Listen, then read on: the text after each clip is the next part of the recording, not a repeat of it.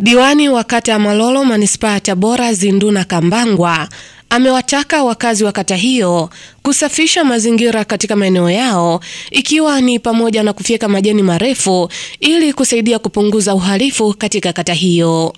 Diwani huyo ameyasema hayo wakati akizungumza na Radio Tabora FM, ambapo amesema kuna baadhi ya wananchi ambao walilima na kupanda mazao katika makazi yao, hususan zao la mahindi. Baada ya mavuno wameacha mashamba yao pasipo kuyasafisha, hali inayopelekea kuhatarisha hali ya usalama wa kata hiyo. Mazingira kwa sasa kata ya Malolo hayapo safi.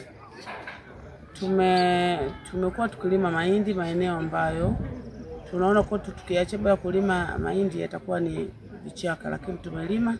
Sasa ni muda wa kuimbua. Niombe wananchi wote kupitia kauli hii, basi pale wanapomaliza kutoa vyakula vyao waweze kusafisha ile maeneo na yabaki wazi na akiwa safi, ili kuendelea kulinda usalama, kwa sababu tukiendelea kuweka maeneo yetu machafu, watu wabaya wanatumia maeneo hayo kujificha.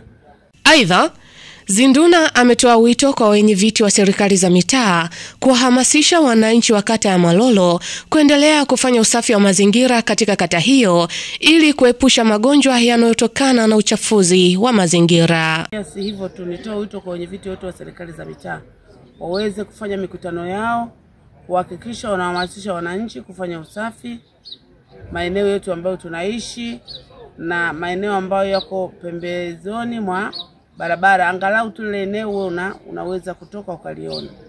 Nitoe wito huo katika kata ya Malolo, na ikiwezekana hata nje ya kata ya Malolo. Ni vizuri tukafyeka maeneo kupunguza uharibifu, lakini kupunguza pia mazalia ya mbu. Tunaweza tukafanya hivyo kwa ajili ya kujikinga na malaria, kwa sababu tukiacha vichaka mbu wanazaliana na hatimaye tunaendelea kuugua malaria. Sanjari na hayo, Zinduna Kambangwa amewataka wananchi ambao wana visima vya maji majumbani mwao kufunika visima hivyo ili kupunguza changamoto za matukio ya watu kufa maji, kwani mwananchi yeyote atakayebainika kukiuka agizo hilo, hatua kali za kisheria zitachukuliwa dhidi yake.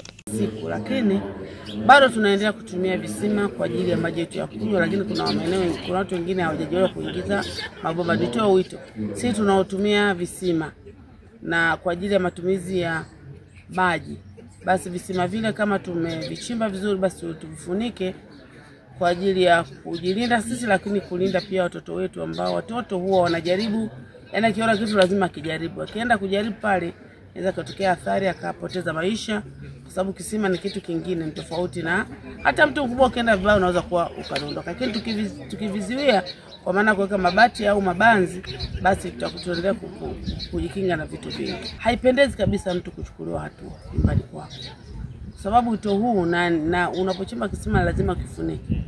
Wao ukikaidi, basi na viongozi wa serikali za mitaa wametoa taarifa, na mimi kama diwani nimetoa taarifa, hatua dhidi yako zitachukuliwa kwa sababu umekaidi amri ya kata, amri ya mtaa.